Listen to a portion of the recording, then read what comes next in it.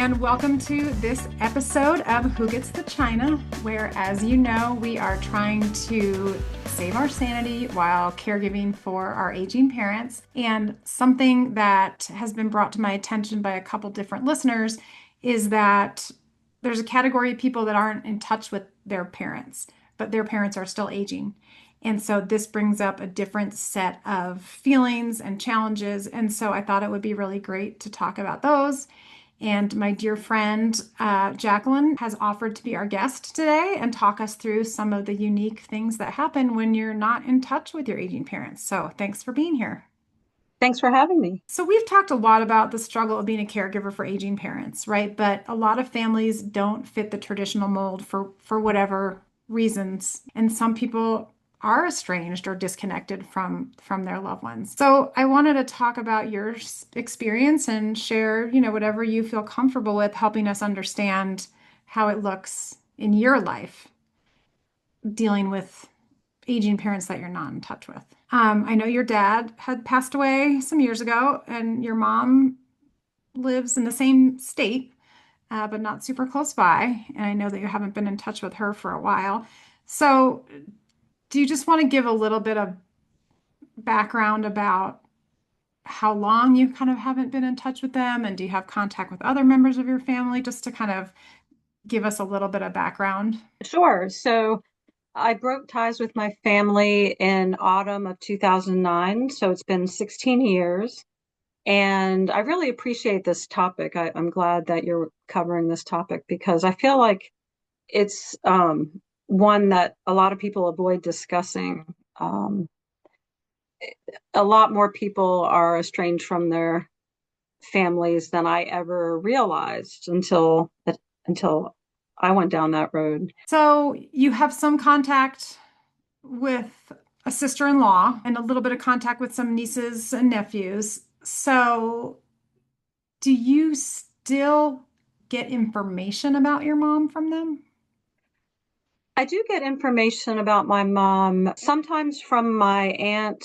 It's my one of my mother's younger sisters. I'm still in touch with her. She gives me a lot of timely information. And then my sister-in-law, I do get information from her. I guess I have two sisters-in-law right now, and I have three brothers. Two of them are married that I know of. One of them, I believe, is divorced, but I'm really only in touch with the one. And while that sister-in-law is willing to share information with me, we just simply don't see each other frequently or talk frequently. Occasionally by social media or texting, but and occasionally I hear things from the nieces who are grown up. How old is your mom? My mother's 86 years old now. And how is her health? Do you know? I Yeah, I hear from my aunt that she is declining. Um, when I've seen photos of her recently, I saw photos from the spring of her when I visited my aunt in South Carolina. She looked frail. She looked significantly older. Of course, I probably would look older to her too because I haven't seen her in 16 years. Yeah. But she does look frail and older than her sisters. One of her sisters is older than she is, and my mother, I think, has always looked like the oldest one, probably because she's not been kind to her body, Hmm. drinking and smoking. So I think that's why she looks even older to me. So, does she ever do any outreach to try to get in touch with you? She has not. No, I used to occasionally hear um, kind of like a message from her, not a direct message, through my aunt. She would say things like, well, she doesn't understand why you're not in touch with her. And that used to be a little triggering for me because it would kind of potentially make me feel a little guilty until I decided, I'm tired of feeling bad.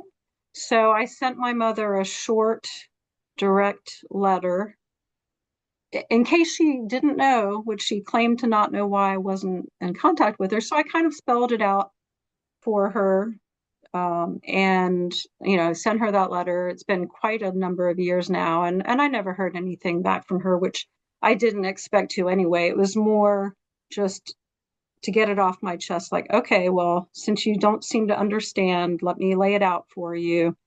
And yeah, she has not followed up from that. That feels hurtful Well, or not. yes, it does. I mean, in a perfect world, would it have been nice to hear something back like, I'm sorry? That would have Yeah. been the best case scenario. But as I've learned through lots of therapy, why should I expect my mother to be anybody other than who she is? And who she is someone who is not communicative, not expressive of emotions. So it doesn't surprise me at all. Yeah, I guess that's true. Which gets to the whole reason for how this came to pass in the first place. Yes. So it sounds like you don't really expect or foresee any kind of reconnection.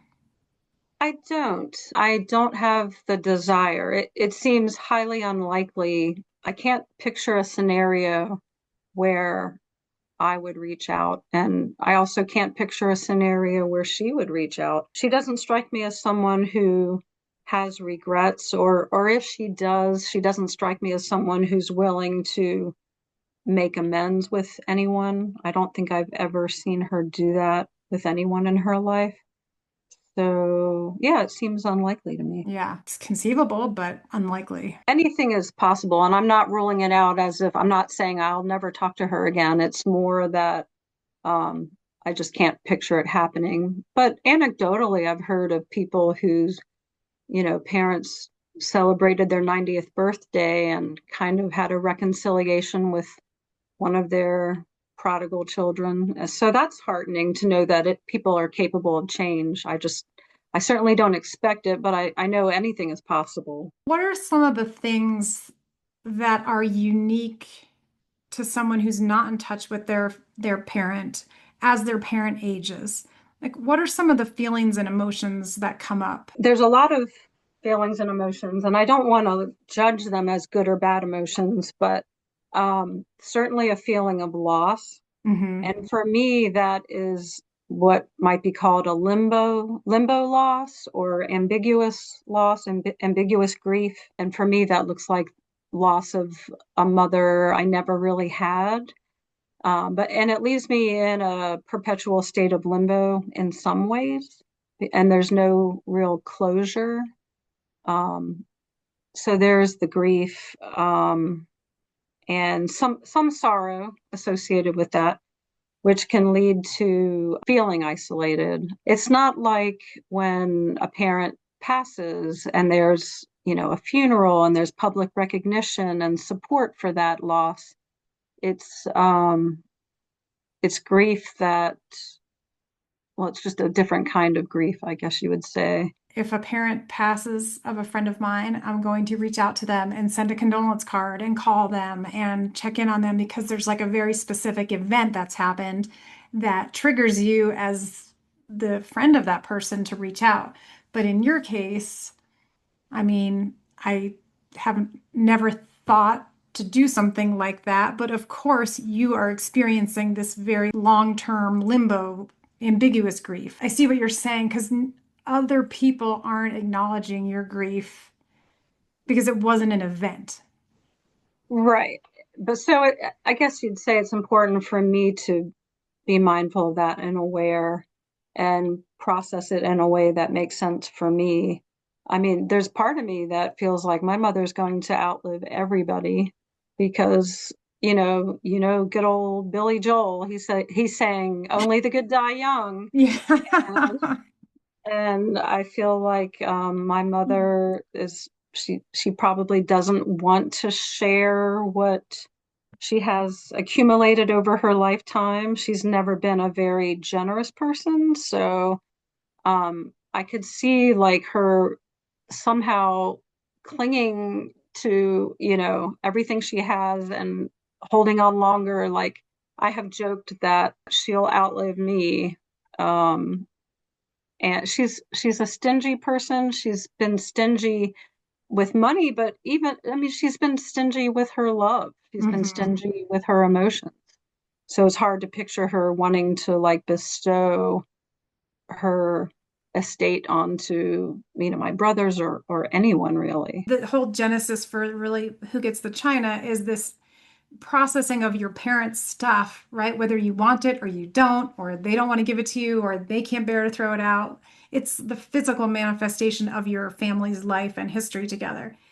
And so in this case, your mom is stingy with love and things. How does it feel to not have things that are, Well, or like talk about that a little bit? that's an interesting question. I hadn't put a lot of thought into, what is not going to be passed down to me that I might want or that I might feel is due to me, that I'm owed, which, I don't feel like I'm owed anything. The one thing, I guess, if I were to think of anything that I kind of wish I could have that I don't have access to or have, it would be photos of me as a child. That's not to say I don't have any. I have kind of very few of them. But to be honest, there were not a lot of photos of me anyway, because I was the fourth child of four children.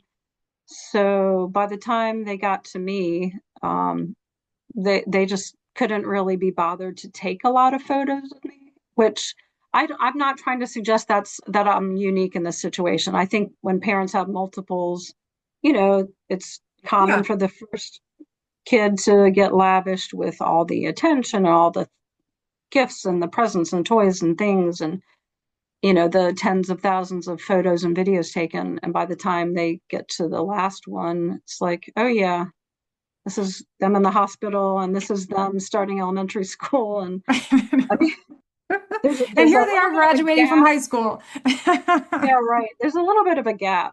I mean, my Yes. mom didn't even take a picture of me graduating from high school.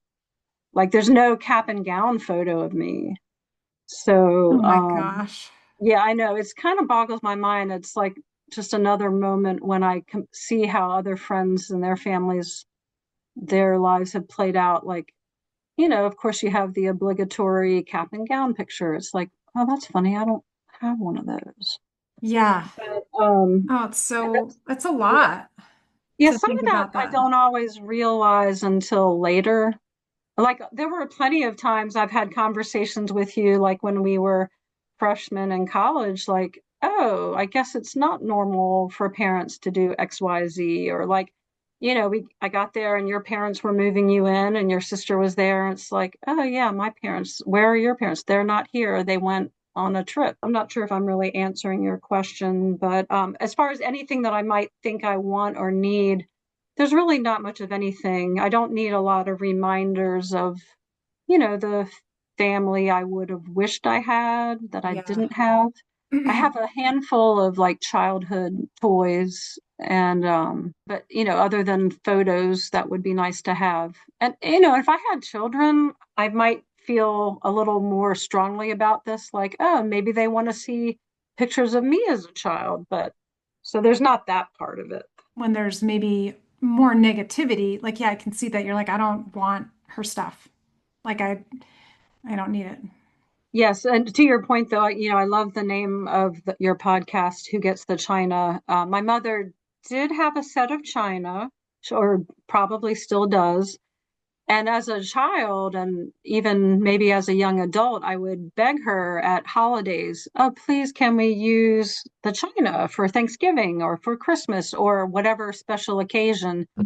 And there's not a single memory of us using her china. She never used it. It was on display, but never used it. So even though, like, in a perfect world, again, I would think it would be nice to have that china, but it wouldn't have any memories associated with it of having used it. Yeah, so it doesn't mean anything to you.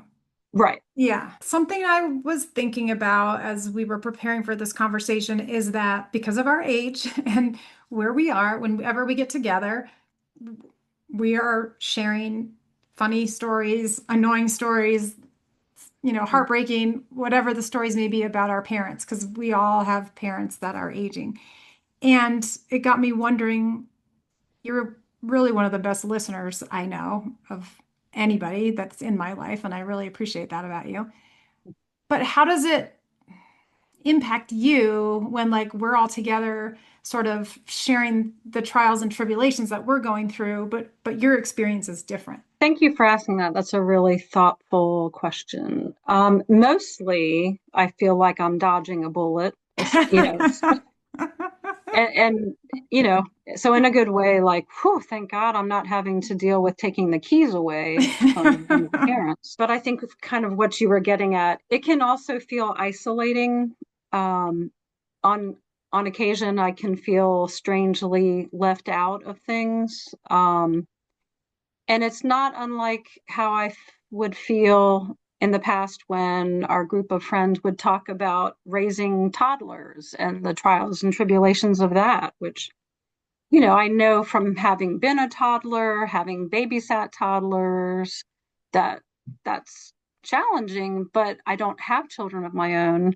So I would feel left out. And that's not to say at all that anybody was trying to ostracize me or make me uncomfortable, because certainly not, but it's just another way where I have felt different from everyone, not like not normal, separate, other, that I'm different from my peers, which is something that has followed me throughout my life. I completely understand that. It's like you're 1 degree removed, right? Because that's not your personal experience is different and you don't have quite the same shared experience.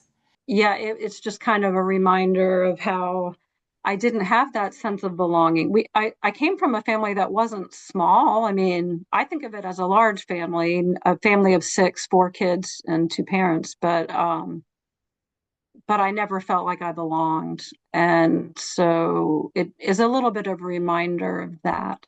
Hmm. But I try to reframe things, especially if I reflect back, I try to reframe things. What kind of support has helped you process this or continue to process and keep this in perspective as we all age and as our parents age? The unwavering support of my husband, Brad, and amazing friends like you, and also lots and lots of therapy. I have I've found other people along the way who have been able to fill some parental roles for me. I have a couple of mother figures and a father figure, and so I really lean on those relationships when it's appropriate. Speaking of father figures, Mhm. so you also had not been in touch with your dad prior to his passing. Yes, and I will try to keep that short because there's a lot I could say about that. But since we're talking about estrangement, I find it interesting that the fact that my father was aging is the whole catalyst for me cutting ties with my family. And I'll explain that because that might sound a little weird or confusing. To make it short and sweet, my father died of dementia. He was showing signs of dementia for, years. He lived alone in Florida, so out of state with no real family or friends nearby. And when we would see him, I would notice a lot of classic symptoms, lack of hygiene, confusion, getting lost driving around. And I would bring this up with relatives, and I felt like things were coming to a head. So I called a family meeting, and one of my brothers who said he was going to be there didn't show up. Um, but one of my aunts did show up, my father's sister-in-law with her husband, my father's brother. And instead of getting on board and coming up with a plan, which my whole MO in this was to have my father seen by a doctor, seen by a professional who could diagnose, maybe he doesn't have dementia, but there's something going on. I don't know what it is. I'm not a doctor, but there's clearly something going on wrong. And they accused me of trying to have him committed to a psychiatric hospital over sour grapes from something that happened in childhood. Something I had confided in my aunt about that she ended up using against me. Ugh, And so she said, unless you repent, unless you apologize for what you've done, your father will disown you and he will write you out of his will. Not only did his health issues not get addressed, but I decided then and there, I was like, I'm not apologizing because I didn't do anything wrong. I'm the only one sounding the alarm here. right. And so this is on you all. You had your chance. I was here. I was here to help. I had done research. I was prepared to take the next steps. So ultimately, what happened is my father died alone, out of state, in a state he'd never lived in North Carolina, where he had no friends or family. And um, so he died there in a memory care unit. So, like, that's better than what I was proposing, I which was know. to choose a place, like maybe while he could still have some input, How come did up he with a end up in solution. North Carolina? That's information I don't know. I really couldn't say, but they have to live with that. That's on them. Yeah. I tried to handle it in a way I thought was humane, and not even out of some feeling of love for my father, but out of some maybe misguided sense of duty or obligation, mainly as a good human being. It's the Hmm. right thing to do. People just aren't thinking straight, or they're not seeing the reality of the situation, or they don't understand like people are trying to help, and they get so locked into their own view of the world and the stories they've been told or whatever that um, at the end of the day, it's not helpful for anyone. Right. I don't feel like they served him well. I don't feel like they that he had the best outcome that he could have had. Do you feel like it's difficult to talk about with other people, or that it's just, you kind of alluded to this earlier, it's not really something that's frequently talked about? Why is that, I wonder? Um, I have to really feel comfortable with someone and safe in speaking with them, and confident that they're not going to judge me for having cut off my family ties. I've had people look at me like I had two heads when I told them I didn't talk to my family. I feel like I would be vilified if I Mhm. told everybody. Um, we're supposed to honor our mothers and fathers. That's what we learned in church growing up. So, what I'm doing is essentially violating one of the Ten Commandments. So I think some people, if they were to do the same thing, even if it was completely justified, I think that could lead to some moral injury, feeling like they Mhm. were going against their personal values. I've had to evaluate my values over time and practice self-care, and in this case, it means being estranged from my family.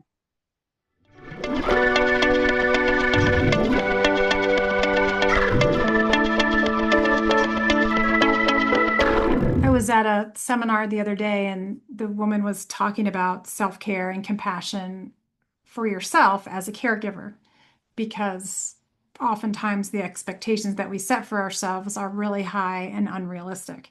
Yeah. And caregiving can look a lot of different ways. And often we're not really prepared for the role of caregiver. And really talking about finding ways to show yourself that self-compassion and give yourself credit for doing the best you can. I mean, how does self-compassion help you navigate this situation? I think that you have worked in the mental health space in times past, and currently I work in behavioral health. So it comes very naturally to focus on my own mental health. It helps to remember that I'm not alone, that in looking at estrangement and trying to normalize it for myself, I learned that it's not at all uncommon. There are people who have been estranged from family members for periods of time. It's not always, a lifelong sentence. Sometimes it's just for, you know, during difficult times, people are estranged. But it is surprisingly commonplace. Seeing a licensed clinical social worker, counselor or therapist is very beneficial for me. I'm not sure that it works for everyone, but I definitely encourage people to reach out to professionals if they think that could be helpful to them. Self-care, for me, it looks like things like holidays can be tough. So I try to have something to look forward to, whether it's like my husband and I go out for a nice meal on Christmas Eve. It's kind of a tradition we've adopted over the years.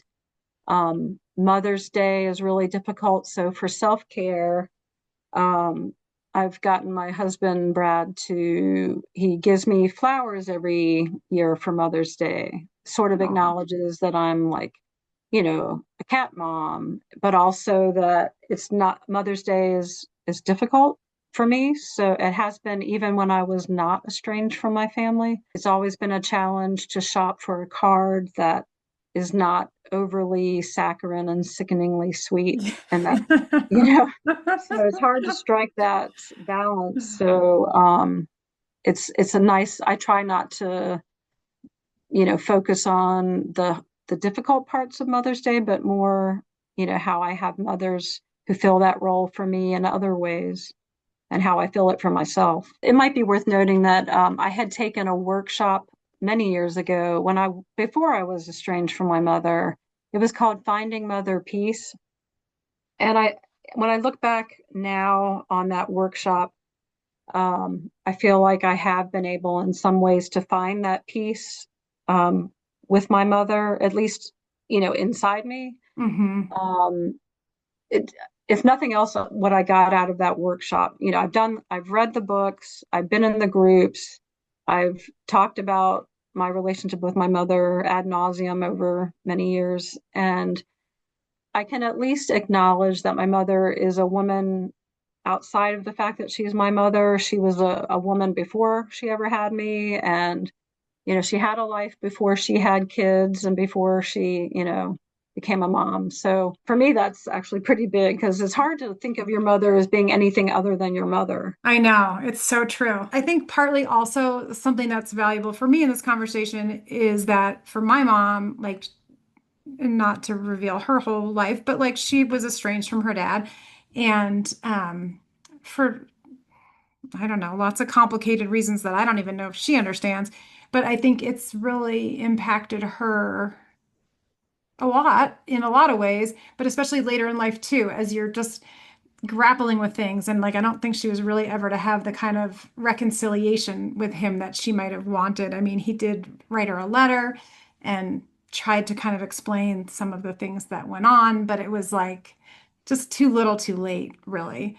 And I think for me, understanding why my mom struggles with, frankly, getting rid of stuff is partly due to some of the stuff that she's reconciling with her dad, right? So, like she says, like loss is just really hard for me, and even loss of things. And she'll say, like, I know it doesn't always make sense, but I think a lot of it is wrapped up in that history of, it's important to recognize somebody's history in understanding where they are now, and trying to respect how they got there and what they may or may not be ready to deal with. I completely agree. And not everyone is going to extend that courtesy. So that's why I try to be mindful of who I open up to about these things. I have two questions for advice. And Okay. one is, what would you advise to other people like me who are the friend of someone who is estranged from a parent as their parent ages? Like, what are things that I could do to be a better friend or understand the situation from your point of view? What are questions I could ask? How could I acknowledge it instead of pretending it's not going on? That's a great question. Thank you for asking it. I think doing what you already do, which is listen without judging. You're a good listener. You actively listen and are open-minded. You don't judge. So it's helpful knowing that I'm free to express feelings that are not always easy to share. Before I became estranged from my family, I confided in my brother. I think it was the night before we were going to have this family meeting. And I said to him, look, I don't even love our dad, but I feel like we need to have this conversation because of XYZ. And I feel like that got used against me and still is used against me. Here I was confiding in a sibling to say, look, he has not been there for us. I don't think that's like a news flash. He remarried and moved far away, thousands of miles away, and had a new family, so to speak. Knowing that I can confide in a friend and not feel judged for saying things like, I don't love my father. That is important because there's not a lot of people I would say that to unless, well, there's just not that many people I feel comfortable sharing that with. Here I am sharing it with you now here on your podcast, but I don't go around, shouting it from the rooftops. Right. It's a pretty unpopular thing to say or feel, I think. Um, but yet here I am, and it's true. But other things that would be helpful, holding that space and listening without trying to fix or solve the problem. I think that's hard for when we have spouses or, significant others who are in tune with fixing things, finding the problem and fixing it, finding a solution. Um, but rather just listen without judging. And sometimes there's not an easy answer, and it's okay just to kind of talk things through, bounce things around. And even asking the questions you're asking is very helpful. Like when you asked about what's it like when I hear our friends talking about aging parent issues. The fact that you're even aware that I might have some thoughts or feelings about that is significant and meaningful and greatly appreciated. Are there other things that you would want to say to people who are in your position that are estranged from their parents as they age? What would you say to others in your situation? I would say to them that they are not alone. Um, I've tried to normalize it for myself. And the more I read about it, you can go online, find all sorts of, there's support groups and statistics that will bear out that it's perfectly acceptable to cut ties with people who are harmful to your mental well-being, your mental health. Just because someone is related to you doesn't give them free rein to abuse you. Find a close friend, someone you can confide in. I would recommend treading lightly if it's another family member, because there tends to be baggage and strings attached when you talk to another family member about estrangement or about things going on related to that. Mm-hmm. If it makes sense for you, then perhaps seek professional help in the form of a therapist or counselor or group therapy. Um, Practice self-care. That's something you'd mentioned, and it's very important. That's going to look different for every Mm-hmm. person. Like I mentioned, I've started some new family traditions with Brad, and sometimes we plan a short trip out of town over the holidays because holidays can be difficult. They can be a bit isolating, but there's also a lot of peace that comes with cutting ties with family.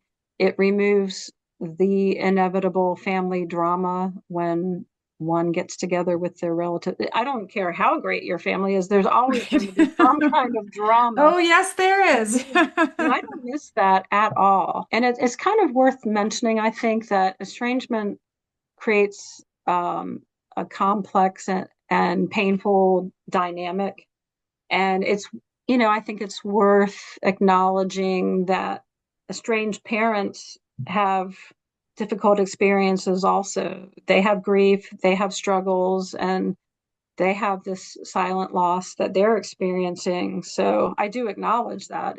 It doesn't change the outcome. It doesn't mean I'm going to go and reconcile with my mom, but I do acknowledge that it's hurtful and that's not my motivation. But I definitely do not endorse estrangement for everyone, but it has served me well. I don't have a lot of regrets around it. Mhm. Earlier on, maybe I did, but not now. So this maybe is out of left field, but I just wonder, so if and well, when your mom does pass, like Mhm. if there was some kind of a service or something, would you feel that you should go?